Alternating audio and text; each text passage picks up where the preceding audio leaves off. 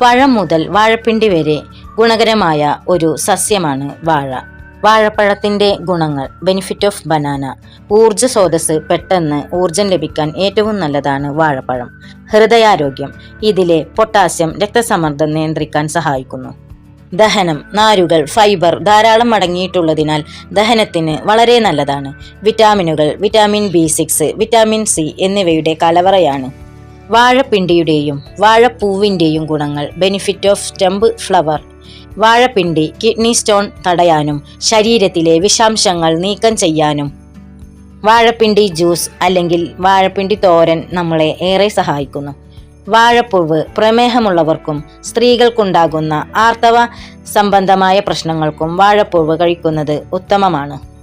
ഊർജത്തിന്റെ ഉറവിടം. പെട്ടെന്ന് ഊർജം ലഭിക്കാൻ ഏറ്റവും നല്ലതാണ് വാഴപ്പഴം. അതുകൊണ്ടാണ് കായിക താരങ്ങൾ ഇത് ഭക്ഷണത്തിൽ